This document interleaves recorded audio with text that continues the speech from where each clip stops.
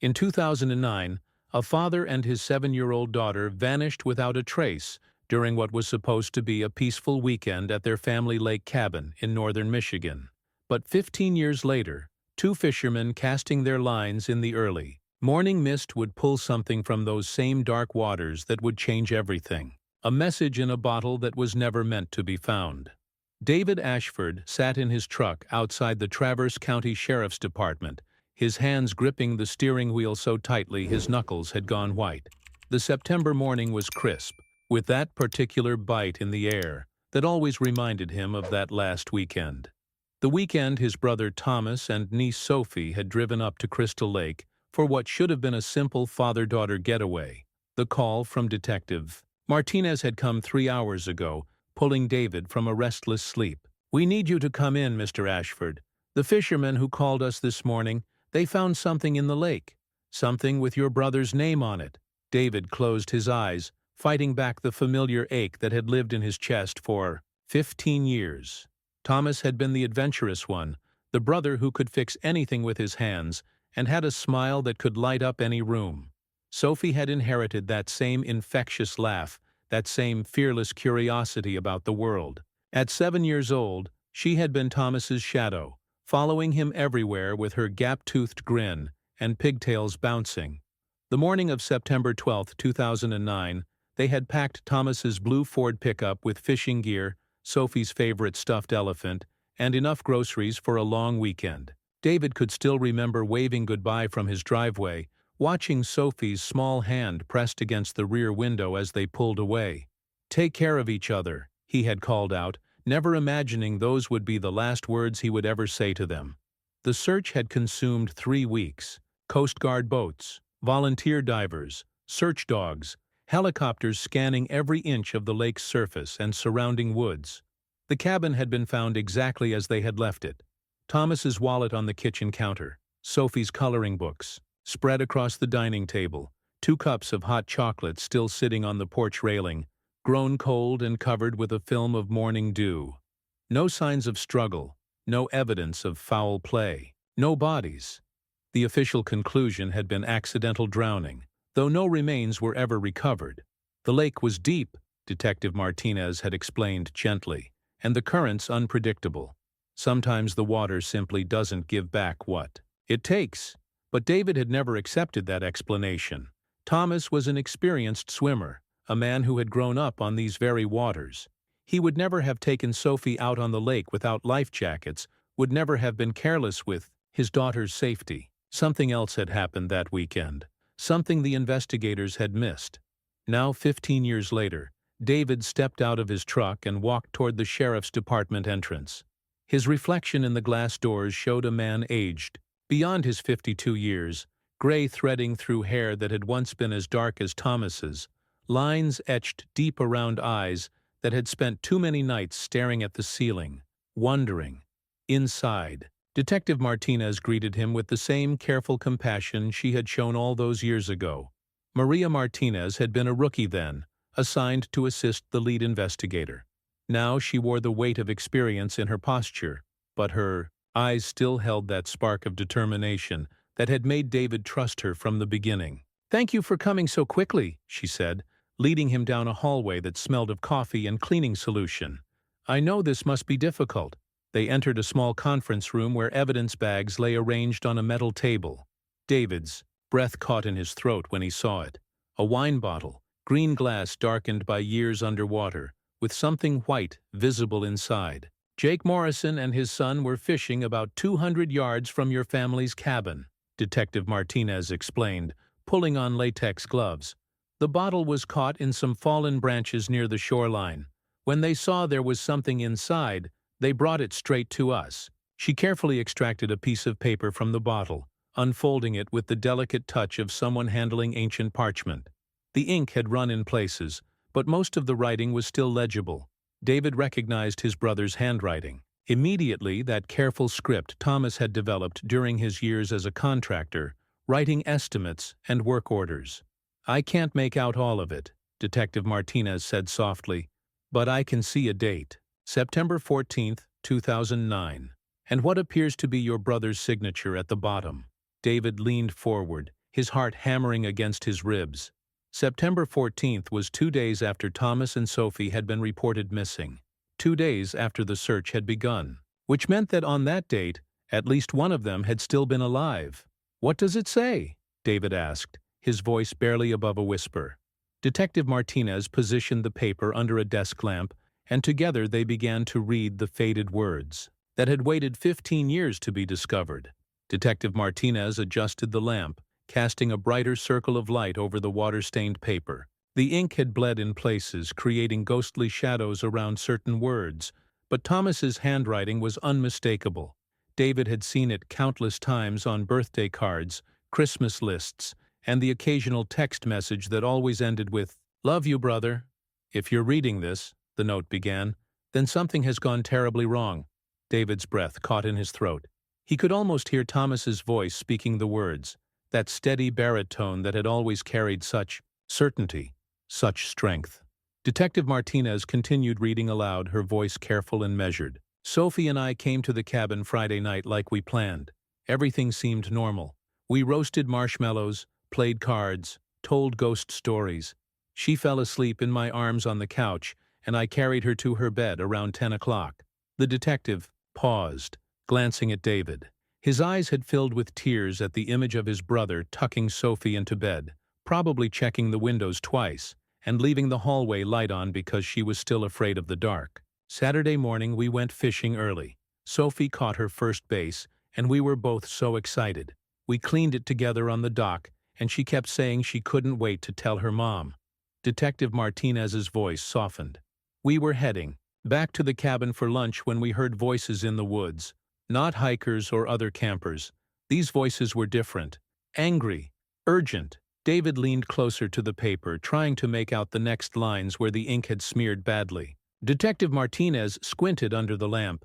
"I told Sophie to stay quiet, and we hid behind the old oak tree near the shore. There were 3 men in dark clothing, and they were carrying something heavy between them. Something wrapped in a tarp. They had a boat I'd never seen before, a small aluminum fishing boat with no markings."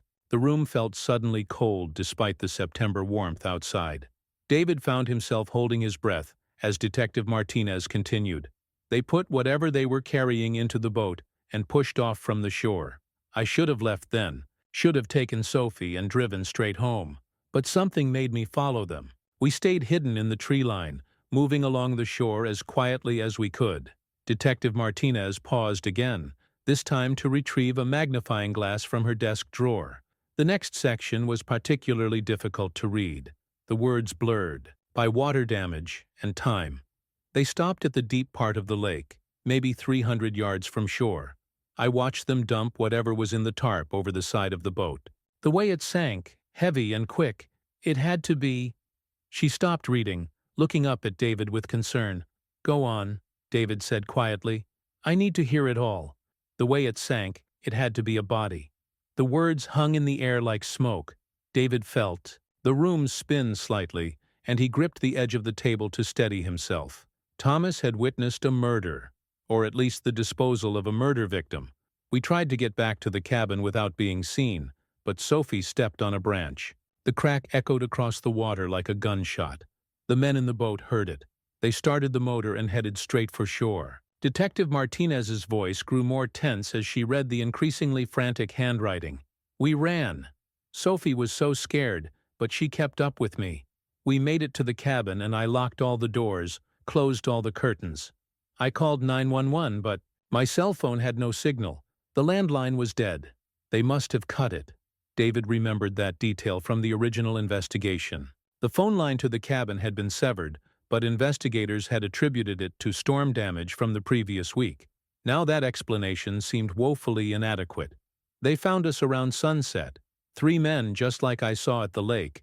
They broke down the front door like it was made of paper. I told Sophie to hide in the bedroom closet, behind her suitcase. I told her not to come out no matter what she heard." The handwriting became more erratic here, as if Thomas had been writing. "In a hurry or in fear. They want to know what we saw, how much we know. I've told them nothing, but they don't believe me. They keep asking about Sophie, where she is. I won't tell them. I'll die before I tell them."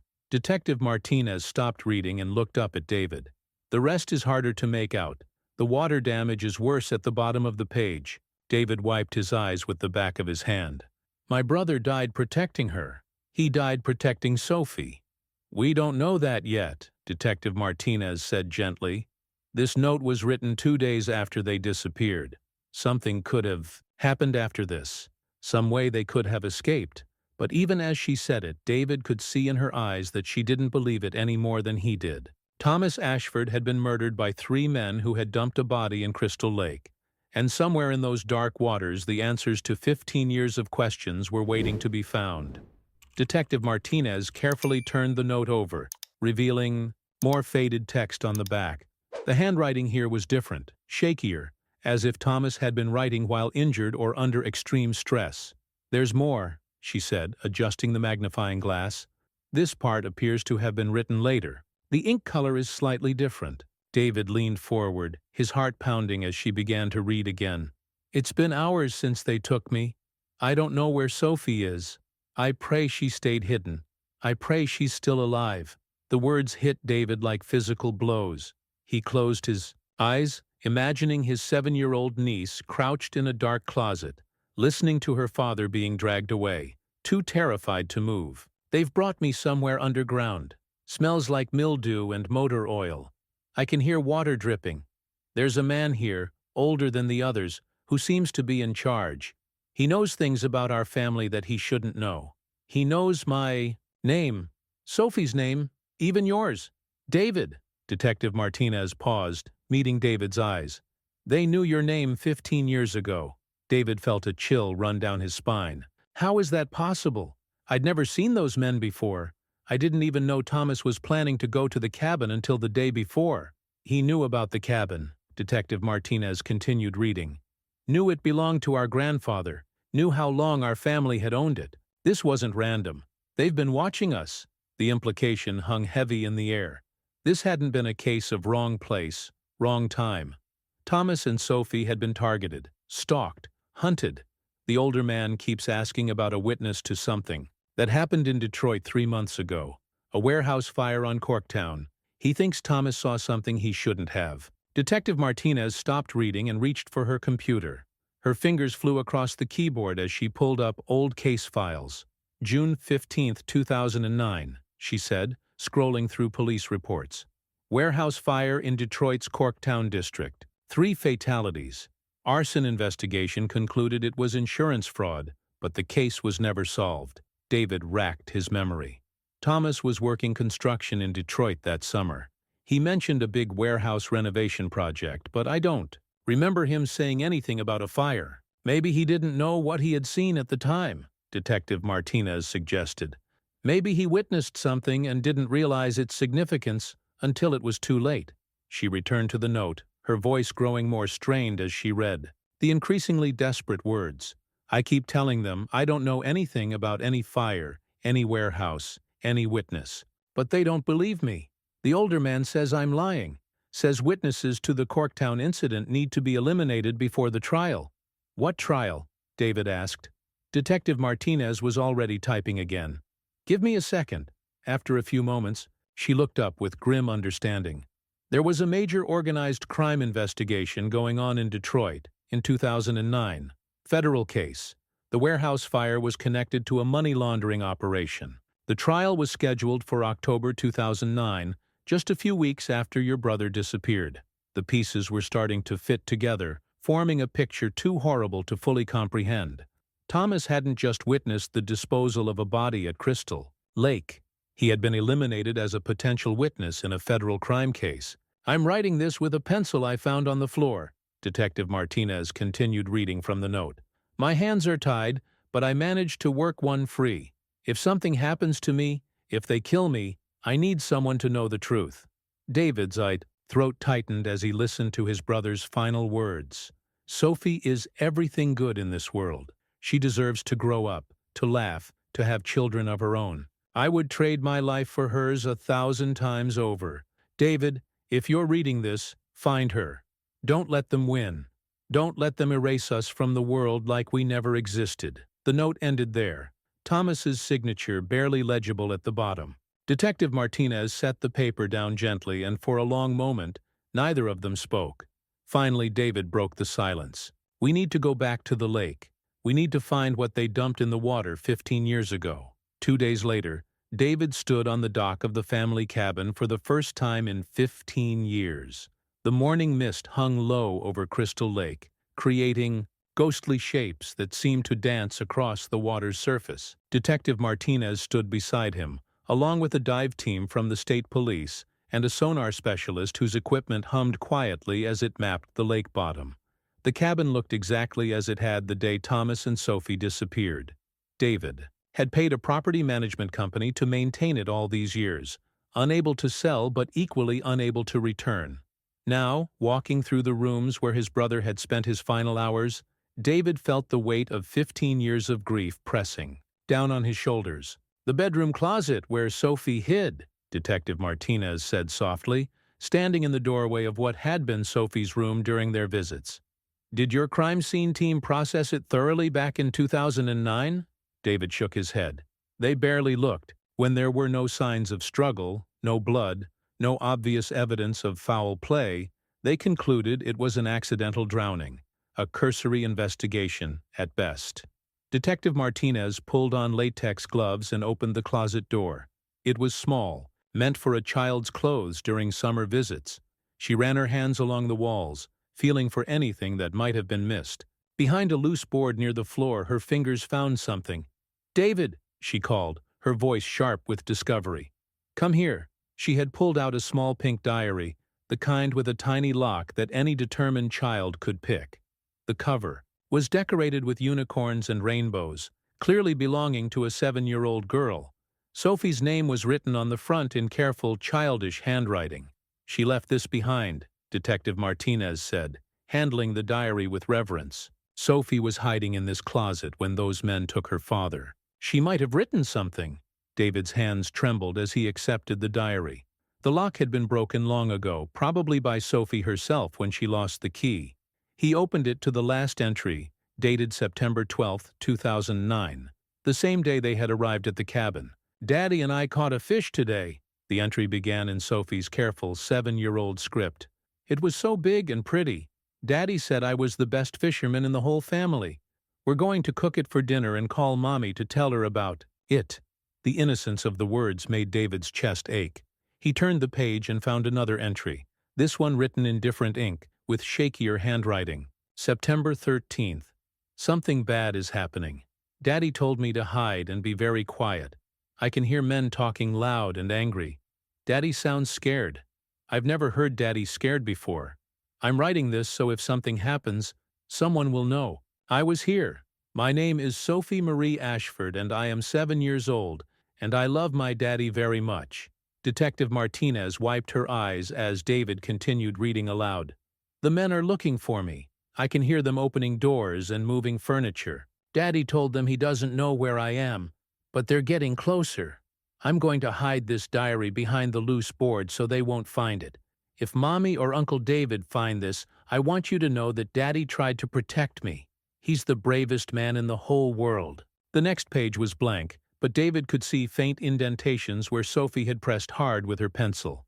Detective Martinez held the page up to the light, angling it to reveal the impressions. "She wrote something else," Martinez said, squinting at the faint marks. "It looks like they found me. But Daddy was right. I am brave too." Outside, the sonar specialist called out from the dock. "Detective Martinez, we've got something." Large metal object, approximately 300 yards from shore, in about 60 feet of water. Could be a vehicle. David felt his legs nearly give out. After 15 years of questions, of sleepless nights and endless wondering, the lake was finally ready to give up its secrets. The dive team worked methodically, their movements creating ripples that caught the afternoon sunlight as they descended toward the metal object on the lake bottom. David stood on the borrowed police boat, watching the divers' air bubbles rise to the surface in steady streams, each one marking another moment closer, to answers he both desperately needed and deeply feared. Detective Martinez spoke quietly into her radio, coordinating with the medical examiner's office and requesting additional forensic personnel. The atmosphere on the boat was tense, professional, but David could sense the underlying current of anticipation that ran through the entire team. "First diver is at the object," came the crackling voice through the radio speaker. "It's definitely a vehicle. Blue Ford pickup truck, license plate partially visible. Running the numbers now." David's heart stopped.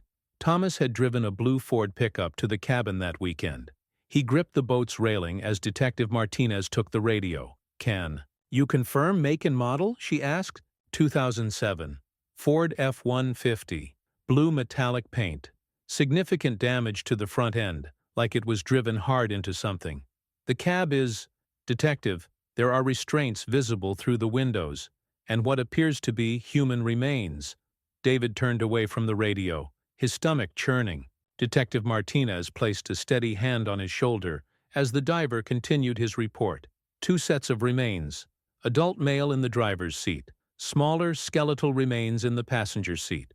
Both appear to have been restrained with zip ties or similar bindings." The words hit David like hammer blows. Thomas and Sophie hadn't drowned accidentally. They had been murdered, tied up, and driven into the lake to die. The cruelty of it was overwhelming. "There's something else," the diver's voice continued. "The truck's windows are all closed, doors are locked from the outside. This wasn't an accident or a suicide. Someone put this vehicle in the water deliberately." Detective Martinez was already on her phone, calling for a recovery crane and additional investigative resources. "We're going to need the entire area cordoned off," she told the dispatcher. "This is now a double homicide investigation." As the afternoon wore on, David watched the systematic recovery operation unfold. The crane arrived, its massive arm extending over the water as divers attached heavy cables to the submerged truck. Slowly, agonizingly, the vehicle was lifted from its watery grave. Water poured from the cab as the truck emerged, 15 years of lake sediment streaming from every surface. David could see shapes through the clouded windows, could make out the outline of his brother's body still strapped into the driver's seat. The sight was more than he could bear, and he turned away as Detective Martinez guided him to the far side of the boat. "The medical examiner will take good care of them," she said quietly. "They'll be treated with dignity and respect." As the truck was loaded onto a flatbed trailer, one of the forensic technicians approached with evidence bags. Inside one bag, David could see a child's tennis shoe, still tied with a pink shoelace. In another, a man's wallet, the leather darkened by water but still intact. "We found this wedged under the passenger seat," the technician said, holding up a third bag. Inside was another piece of paper, this one written in different handwriting than Thomas's note. The writing was shaky, childish, but unmistakably Sophie's. "Detective." Martinez carefully examined the note through the plastic bag. "It's addressed to her mother," she said softly.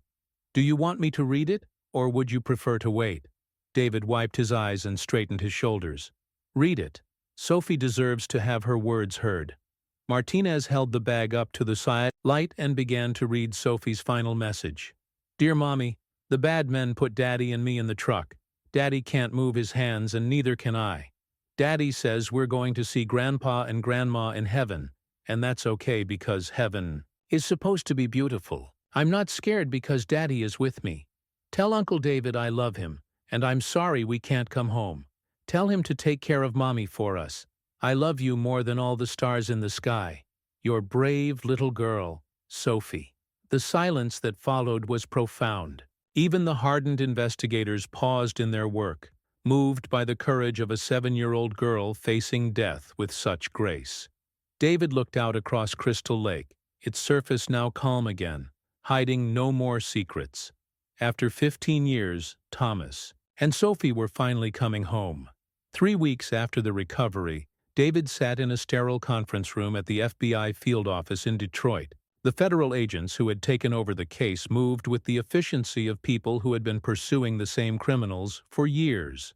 Agent Sarah Chen, a specialist in organized crime, spread photographs and documents across the table like pieces of a puzzle finally coming together. "The Detroit warehouse fire case went cold 15 years ago, Agent Chen explained, pointing to crime scene photos that made David's stomach turn. "But your brother's murder has given us the missing piece we needed. The body they dumped in Crystal Lake before Thomas and Sophie arrived belonged to Marcus Rivera, a witness we thought had simply disappeared. David studied the photographs of a middle-aged man with kind eyes and calloused hands. He was going to testify in the organized crime trial. Rivera worked for the construction company that was renovating the warehouse. He saw Vincent Torino and his associates moving chemicals out of the building the night before the fire. Accelerants, substances that would ensure the building burned completely. Agent Chen pulled out another file. Rivera was scheduled to testify on October 15, 2009. He disappeared in August. We assumed Torino had killed him, but we could never prove it. Detective Martinez leaned forward. And now we know Rivera's body ended up in the lake, which is where Thomas witnessed its disposal. Exactly. Torino's organization had been using Crystal Lake as their dumping ground for years. Remote, deep water, rarely patrolled. But they didn't expect a father and daughter to be camping nearby that weekend.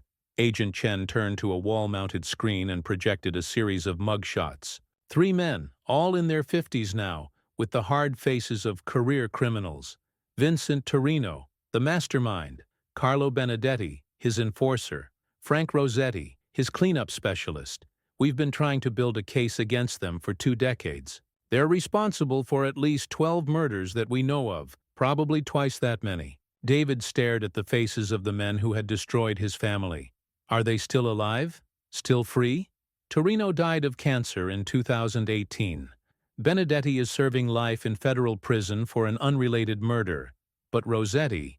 Agent Chen paused, her expression darkening. Frank Rossetti is still out there. He's been smart, careful, keeping a low profile. But he's the one who actually carried out the murders of your brother and niece. The room fell silent as the weight of that statement settled over them. One of Thomas and Sophie's killers was still walking free, still breathing, while they had spent 15 years at the bottom of a lake.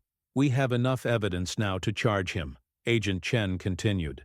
The forensic analysis of your brother's truck, the witness statements from the original warehouse fire investigation, and most importantly, Thomas's note describing the 3 men he saw disposing of Rivera's body. David felt a surge of something he hadn't experienced in 15 years. Hope for justice. There's one more thing, Detective Martinez said, pulling out another evidence bag. The forensics team found this tucked into the glove compartment of Thomas's truck. Inside the bag was a small digital camera, the kind that had been popular in 2009. The plastic casing was cracked, and the device was waterlogged, but it was intact. Our tech specialists managed to recover some of the images, Agent Chen said, connecting the camera to a laptop. Your brother was more resourceful than his killers realized. The screen flickered to life, showing photographs Thomas had taken during that final weekend at the cabin. Sophie grinning with her first catch of the day. The 2 of them cooking breakfast on the camp stove. Normal, happy moments that made David's chest ache with loss. But then the images changed. Blurry, taken from a distance through tree branches, but clearly showing 3 men loading something wrapped in a tarp into a small aluminum boat. The timestamp read September 12, 2009, 11:47 a.m. Thomas photographed them, David whispered, amazed by his brother's presence of mind even in the face of mortal danger. The images aren't perfect, but our analysts have enhanced them enough to make positive identifications. Vincent Torino, Carlo Benedetti, and Frank Rossetti, disposing of Marcus Rivera's body in Crystal Lake. Agent Chen closed the laptop and looked directly at David. We're going to arrest Frank Rossetti tomorrow morning. After 15 years, your family is finally going to get justice. For the first time since that terrible September morning, David allowed himself to believe that the nightmare might truly be coming to an end. The pre-dawn raid on Frank Rossetti's suburban Detroit home unfolded with military precision. David watched from an unmarked FBI vehicle parked 3 blocks away, his hands clenched in his lap, as agents in tactical gear surrounded the modest ranch house where Thomas and Sophie's killer had been living under an assumed name for the past 15 years. Agent Chen's voice crackled through the radio. All units in position. Target is confirmed inside. Moving on my count. David held his breath as the agents moved in. After a few tense moments, Chen's voice came through again. Suspect in custody. No resistance. Package secured. Through the vehicle's tinted windows, David watched as Frank Rossetti was led from his house in handcuffs. The man looked older than in his mugshot, grayer, more frail, but David recognized the cold eyes that had haunted his nightmares for 15 years. This was one of the men who had tied up his 7-year-old niece and driven her to her death. Detective Martinez, who had insisted on being present for the arrest, returned to their vehicle with grim satisfaction on her face. He's asking for his lawyer, but we found a storage unit key in his bedroom. Chen's team is getting a warrant to search it. 2 hours later, they stood outside a row of orange storage units in a rundown facility on Detroit's east side. The metal door of Unit 247 rolled up with a rusty screech, revealing contents that made even the hardened FBI agents pause. Boxes of documents, photographs, personal items that clearly belonged to victims, and in the back corner, wrapped in plastic sheeting, items that Agent Chen immediately recognized as evidence from the warehouse fire case. He kept trophies, Detective Martinez said quietly, examining a box filled with watches, jewelry, and wallets. Every victim, every job. He couldn't help himself. Agent Chen held up a small pink hair clip, the kind a little girl might wear to keep her bangs out of her eyes. David's knees nearly buckled as he recognized it as Sophie's. She had been wearing it in the photographs from their fishing trip, smiling at the camera with gap-toothed joy. "There's more," Chen said, directing their attention to a filing cabinet in the corner. Inside were detailed records of every murder Rossetti had committed, organized chronologically like a twisted business ledger. Each entry contained victim information, methods used, and disposal locations. The entry for September 13, 2009, made David's blood run cold. Thomas Ashford and Sophie Ashford, Chen read aloud. Witnesses to Rivera disposal. Father refused to cooperate. Daughter age 7, collateral damage. Restrained subjects in Ford F-150, drove vehicle into Crystal Lake. Depth approximately 60 feet. Bodies should remain undiscovered indefinitely. The clinical, business-like tone of the entry was more chilling than any emotional confession could have been. To Rossetti, murdering a father and his 7-year-old daughter had been just another job, another problem to solve. But the most disturbing discovery came in a manila envelope marked insurance. Inside were photographs that Rossetti had taken during the murders, apparently as proof for his employers that the job had been completed. David couldn't bring himself to look at most of them, but one image caught his attention. It showed Thomas, bloodied but still alive, tied to a chair in what appeared to be a basement or warehouse. Despite his obvious injuries, Thomas's eyes held a defiant strength that made David's chest swell with pride even through his grief. "Your brother never broke," Agent Chen said quietly, studying the same photograph. According to Rossetti's notes, Thomas never told them where Sophie was hiding, never gave them any information that could have helped them. He protected her until the very end. Detective Martinez found another envelope, this one containing what appeared to be financial records. "Payment receipts," she said, scanning the documents. $50,000 for the Rivera disposal, $25,000 for eliminating the witnesses. The idea that his family's lives had been reduced to a business transaction, that someone had written a check for their murders, filled David with a rage so pure it took his breath away. "We have enough evidence to put Rossetti away for life," Agent Chen announced as the forensics team continued cataloging the storage unit's contents. "Multiple life sentences, federal death penalty eligible. He'll never see freedom again." For the first time in 15 years, David felt something approaching peace beginning to settle in his chest. 6 months later, David sat in the back row of a federal courtroom as Frank Rossetti's trial reached its conclusion. The man who had destroyed his family looked smaller now, diminished by months of incarceration and the weight of overwhelming evidence against him. Rossetti's defense attorney had attempted to claim mental illness, childhood trauma, anything that might spare his client from the death penalty, but the jury had seen through every desperate strategy. The prosecution had been methodical and devastating. Agent Chen had presented Thomas's note, Sophie's diary entries, the photographs from the digital camera, and the damning evidence from Rossetti's storage unit. Each piece of evidence had been another nail in the coffin of a man who had spent decades believing he was untouchable. But it was the testimony of Marcus Rivera's widow, Elena, that had sealed Rossetti's fate. "My husband was a good man," she had said, her voice steady despite the tears streaming down her face. "He worked hard, he loved his family, and he believed in doing the right thing. When he saw those men setting up that warehouse fire, he could have stayed quiet. He could have looked the other way. But that wasn't who Marcus was." She had turned to look directly at Rossetti during her testimony. "You didn't just kill my husband. You killed a part of me, a part of our children. You took away their father because he chose to tell the truth. And then you murdered an innocent man and his little girl just because they happened to see you covering up your crimes."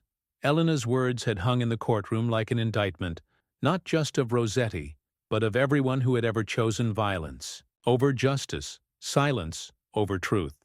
Now, as the jury foreman stood to read the verdict, David felt his heart pounding against his ribs. 15 years of questions, of sleepless nights, of wondering if justice would ever come, all came down to the next few moments.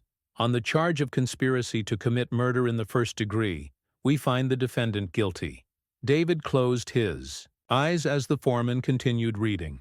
Guilty on all counts. Multiple life sentences without the possibility of parole. The federal death penalty would be decided in a separate hearing, but it didn't matter. Frank Rossetti would never walk free again. As the courtroom erupted in quiet murmurs and the judge banged his gavel for order, David felt a presence beside him. Elena Rivera had moved to sit in the same row, and now she reached over to squeeze his hand. "They're at peace now," she said quietly. "All of them. Marcus, Thomas, little Sophie. They can rest knowing their killer will never hurt anyone else." David nodded, unable to speak past the lump in his throat. Outside the courtroom, Detective Martinez and Agent Chen approached him with news that would have seemed impossible just a year ago. "The FBI has been tracking down other victims based on Rossetti's records," Chen explained. "Families who've been waiting for answers just like you were. Because of your persistence, because you never gave up on Thomas and Sophie, we've been able to solve 14 cold cases and bring closure to dozens of families." Detective Martinez handed him a letter that had arrived at the sheriff's department that morning. "This came from a woman in Ohio whose brother disappeared in 2003. She wanted to thank you personally for never stopping your search." David opened the letter with shaking hands. "Dear Mr. Ashford," it began, "you don't know me, but because of your determination to find the truth about your brother and niece, my family finally has answers about what happened to my brother Michael. The FBI found evidence of his murder in that monster's storage unit. We're finally able to lay him to rest with dignity. Thank you for showing us that some people never give up on the ones they love." The letter was signed by Patricia Coleman, and attached was a photograph of a young man who looked remarkably like Thomas, smiling at the camera with the same kind eyes David remembered.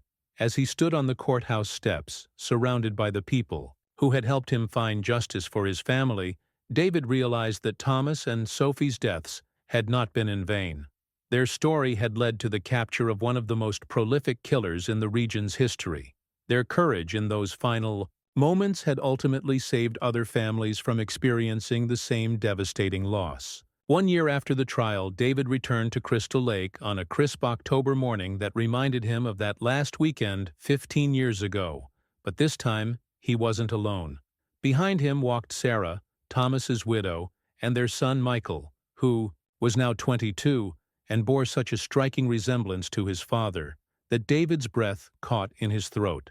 Sarah had remarried years ago, had tried to build a new life after losing her husband and daughter, but the discovery of their remains had reopened wounds that had never fully healed.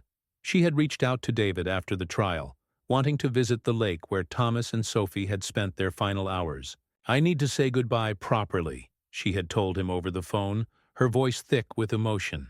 "I need to see the place where they were happy, before everything went wrong." Now, as they walked down the familiar path to the dock, David could see the emotional weight of the moment pressing down on her shoulders. Michael stayed close to his mother, one protective hand on her arm, while carrying a wreath of white lilies in the other. The lake was peaceful in the morning light, its surface mirror-smooth and reflecting the autumn colors of the surrounding trees. It was hard to believe that such a beautiful place had been the scene of such horror, that beneath these tranquil waters, Thomas and Sophie had spent their final moments. "Tell me about that last day," Sarah said quietly as they reached the end of the dock. "I've read the police reports, the court transcripts, but I want to hear it from you. What were they like when they left?" David closed his eyes, remembering that September morning when everything had still seemed possible. Thomas was excited. You know how he got when he had time planned with Sophie. He'd been looking forward to teaching her how to clean fish, showing her the secret fishing spots he'd discovered as a kid. A small smile crossed Sarah's face. Sophie had been talking about that trip for weeks. She made me buy her a new fishing hat, insisted it would bring her good luck. She wore it in all the photographs Thomas took, David said gently. She looked so proud, so happy. They both did. Michael knelt at the edge of the dock and lowered the wreath into the water. The white lilies spread across the surface, creating a small circle of remembrance that bobbed gently with the lake's natural rhythm. "I've been angry for so long," Sarah admitted, tears streaming down her face. "Angry at Thomas for taking her to the lake that weekend. Angry at myself for letting them go. Angry at God for allowing such innocent people to suffer."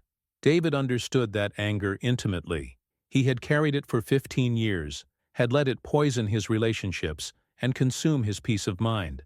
But standing here now, with justice finally served and the truth finally known, he felt something different. "They were brave," he said, his voice strong and clear. "Thomas protected Sophie until the very end, and Sophie faced death with a courage that humbles me. They didn't die as victims. They died as heroes." Sarah nodded, wiping her eyes. "The prosecutor told me about Sophie's final note, about how she wasn't scared because her daddy was with her. I don't know how a 7-year-old finds that kind of strength." "She learned it from Thomas," Michael said quietly. It was the first time he had spoken since they'd arrived at the lake. "Dad always taught us that being brave doesn't mean not being scared.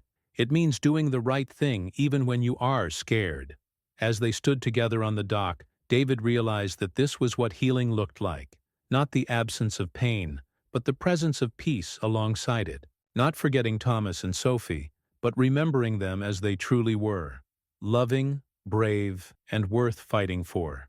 A gentle breeze stirred the water, carrying the white lilies toward the center of the lake. Sarah reached into her purse and pulled out a small pink hair clip, the one that had been returned to her after the trial. Without a word, she tossed it into the water, where it sank quickly beneath the surface. "Come home, baby girl," she whispered. "Come home." For the first time in 15 years, Crystal Lake felt peaceful again. 3 months after their visit to Crystal Lake, David received an unexpected phone call that would lead to the most surprising discovery of all. Detective Martinez's voice carried an excitement he hadn't heard since the day they'd found the message in the bottle. "David, you need to come to the station immediately. We've received a call from a woman in Canada who says she has information about Sophie. She's been watching the news coverage of the trial, and she thinks she might have seen something 15 years ago." The drive to the sheriff's department felt endless. David's mind raced with possibilities, most of them painful. What could anyone possibly know about Sophie that hadn't already been revealed in the investigation? At the station, Detective Martinez introduced him to Dr. Rebecca Lawson, a child psychologist from Toronto who appeared to be in her 60s. Her kind eyes held a mixture of compassion and carefully controlled excitement. "Mr. Ashford," Dr. Lawson's began, her voice gentle but firm, "I've been following your family's story in the Canadian news. The photographs of Sophie, her story, everything about the case. I believe I treated a child 15 years ago who might have been your niece." David felt his world tilt on its axis. "That's impossible. Sophie died with her father. We found their bodies in the truck." Dr. Lawson nodded sympathetically. "I understand how this must sound, but please, let me explain what happened in September 2009. She opened a file folder and pulled out medical records and photographs. "A little girl was brought to our clinic in Sault Ste. Marie, just across the border from Michigan. She was found wandering alone on Highway 17, about 6 hours north of here. She was dehydrated, traumatized, and couldn't remember her name or where she came from. David stared at the photograph Dr. Lawson handed him. It showed a small girl with dark hair and wide, frightened eyes. She looked like Sophie, but the trauma had changed her face in ways that made identification difficult. She had suffered severe psychological trauma, Dr. Lawson continued. Complete memory loss regarding her identity and past. The only thing she could remember was the name Butterfly. She said someone used to call her Butterfly. David's heart stopped. Thomas had always called Sophie his little butterfly because of the way she flitted from activity to activity, never able to sit still for long. The authorities assumed she was the victim of an abduction or family violence. When no missing child reports matched her description in the Canadian system, she was placed in foster care. I worked with her for 2 years, trying to help her recover her memories. Detective Martinez leaned forward. Dr. Lawson, the timing fits. The location fits. If Sophie somehow escaped before her father's truck went into the lake, that's exactly what I think happened, Dr. Lawson said. The child I treated had a small scar near her right eyebrow, and when I saw the news footage of Sophie's diary being found, I noticed the same scar in her school photograph. David felt as though he couldn't breathe. Are you saying Sophie might still be alive? The girl was adopted by a wonderful family, the Mitchells, when she was 9. They renamed her Emma Mitchell. She's 22 now, married, and living in Vancouver. She's built a beautiful life, but she's never recovered her memories from before the trauma. Dr. Lawson pulled out a current photograph. A young woman with Sophie's eyes and Thomas's smile looked back at David from the image. She was wearing a wedding dress, standing next to a young man who gazed at her with obvious adoration. I've contacted Emma, Dr. Lawson continued. Told her about the possibility that she might have family in the United States.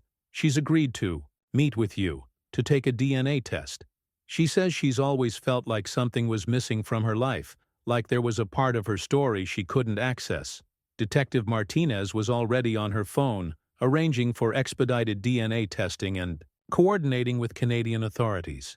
David stared at the photograph of the young woman who might be his niece, trying to reconcile the frightened child in the medical file with the radiant bride in the wedding picture. If this is really Sophie, he said quietly, how did she get so far from the lake? How did she escape when her father couldn't? Dr. Lawson smiled sadly. Children are remarkably resilient, Mr. Ashford. And sometimes, in the darkest moments, miracles do happen. If this is your niece, then your brother's sacrifice wasn't in vain. He saved her life. For the first time in 15 years, David dared to hope that his family's story might have a different ending than he had believed. The DNA results arrived on a Tuesday morning that would forever divide David's life into before and after. Detective Martinez called him at 6 a.m., her voice thick with emotion. David, you need to sit down. The results are back. It's a match. Emma Mitchell is Sophie Ashford. Your niece is alive. David sank into his kitchen chair, the phone trembling in his hand. After 15 years of grief, of believing that his entire family had been murdered, Sophie was alive. His little butterfly had somehow survived the worst night of her life and grown into a woman. The reunion was arranged for the following week at the Vancouver airport. David's hands shook as he boarded the plane, carrying with him a photo album filled with pictures of Sophie's first 7 years of life. Sarah had insisted on coming too, along with Michael and her husband James, who had graciously welcomed the possibility of his wife's first family returning to their lives. At the airport, David spotted her immediately. Even after 15 years, and the trauma that had stolen her memories, Emma carried herself with the same bright energy that Sophie had possessed as a child. She stood next to a tall, kind-faced man who kept a protective hand on her shoulder, and David realized this must be her husband, Alex. The moment their eyes met across the terminal, something shifted in Emma's expression, a flicker of recognition, not of memory but of something deeper, something that connected them beyond conscious thought. "Uncle David?" she said tentatively as they approached each other. "Hello, Butterfly," David replied, using the name Thomas had called her. Emma's hand flew to her mouth, tears springing to her eyes. "I remember that," she whispered. "Someone used to call me that. In my dreams I could never see his face, but I remembered the voice saying, 'Come here, Butterfly.'" The reunion unfolded in the airport's family room, surrounded by the administrative necessities of reuniting a family separated by tragedy and distance.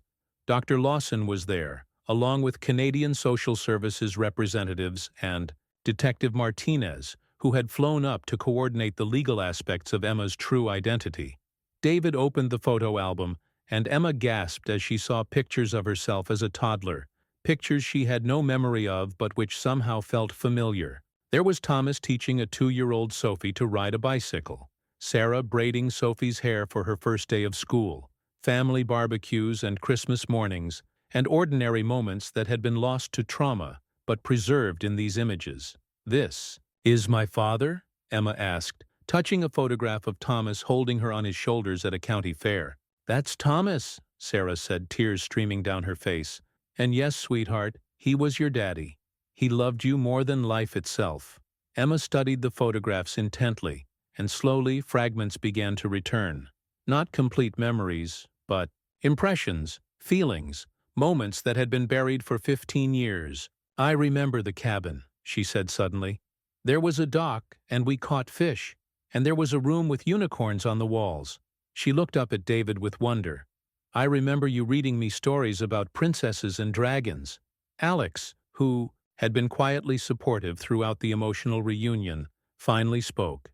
"Emma has always been drawn to water," he said. "She's a marine biologist now, studies lake ecosystems. She says she's always felt most peaceful near lakes, but she never knew why." Dr. Lawson smiled. "Children often retain emotional memories even when factual memories are lost. Her connection to water, her choice of career, it makes perfect sense now." As the day progressed, more memories surfaced. Emma remembered Thomas's laugh, Sarah's lullabies, the feeling of safety that had defined her early childhood. But when they gently asked about that final weekend at the lake, her mind went blank. "I'm sorry," she said, frustration evident in her voice. "I can remember the good times, but that last part, it's like a wall in my mind. I can't get past it." "That's probably for the best," Dr. Lawson said gently. "Your mind protected you from memories too painful to bear. The important thing is that you're here, that you survived, and that your family has found you again." That evening, as they sat together in Emma's Vancouver home, surrounded by the life she had built, David felt a completeness he hadn't experienced in 15 years. 2 years later, on a warm September morning that mirrored that fateful weekend. 15 years ago, 3 generations of the Ashford family gathered at Crystal Lake for a very different kind of ceremony. Emma stood at the end of the dock, her hand resting protectively over her growing belly, while Alex held her other hand with gentle strength. David watched his niece with wonder that never seemed to fade. In the 2 years since their reunion, Emma had slowly reclaimed pieces of her identity as Sophie Ashford while building bridges between her past and the life she had created as Emma Mitchell. She had legally restored her birth name, though she kept Mitchell as her professional surname, honoring the family who had raised her with such love.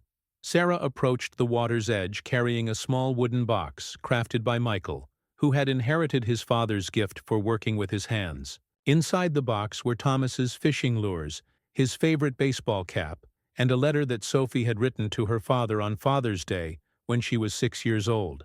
"I want to do this properly," Emma had said when planning this memorial. "I want to thank him for saving my life, even though I can't remember how he did it." Dr. Lawson had theorized that Thomas must have hidden Sophie somewhere before the killers found him, perhaps in the woods surrounding the cabin. In his final act of protection, he had likely told her to run and keep running until she found help, never to look back no matter what she heard. A 7-year-old girl, terrified and traumatized, had somehow walked through the wilderness until she reached the highway where Canadian authorities found her. Detective Martinez, who had become like family over the years, stood with them as Emma opened the wooden box. "Your father was the bravest man I ever had the privilege to investigate," she said quietly. "He faced evil and chose love. He chose you." Emma nodded, tears flowing freely. Over the past 2 years, she had learned to grieve for the father she couldn't remember, but whose love had shaped every day of her life that followed. Thomas's sacrifice had given her the chance to grow up, to fall in love, to build a career. she was passionate about, and now to bring new life into the world. "I wish I could remember his voice," Emma said, placing Thomas's fishing lures gently into the water one by one. "I wish I could remember him telling me he loved me. He's telling you right now," Sarah said, wrapping her arms around her daughter. "Every time you feel safe, every time you choose courage over fear, every time you protect someone you love, that's your father's voice." As the fishing lures sank beneath the surface, carried by the lake's gentle current toward the deep water, where Thomas's truck had been found, Emma felt something shift inside her mind. Not a complete memory, but an impression of strong arms lifting her, a familiar voice whispering, "Run, butterfly, run and don't look back. Daddy loves you forever." Michael stepped forward and scattered rose petals across the water's surface, creating a path of remembrance that stretched toward the horizon. "For Dad," he said simply, "and for Sophie, who came home to us." Emma placed her hand on her belly, feeling the flutter of new life. "We're naming him Thomas," she announced, surprising everyone. Alex squeezed her hand, his eyes bright with unshed tears. "He would have been so proud," David said, his voice thick with emotion. "Thomas always said the best revenge against evil was to keep living, keep loving, keep creating something beautiful in the world." As they stood together on the dock where so much had begun and ended, David realized that healing didn't mean forgetting. It meant transforming pain into purpose, loss into love, questions into peace. The message in the bottle had led them to justice, but more importantly, it had led them to each other. Crystal Lake sparkled in the afternoon sun, its waters finally clear of secrets, its shores echoing with laughter instead of sorrow. Thomas and Sophie's story would live on, not as a tale of tragedy, but as a testament to the unbreakable bonds of family and the enduring power of love to overcome even the darkest evil. The lake had given up its secrets at last, and in return, it had given them back each other.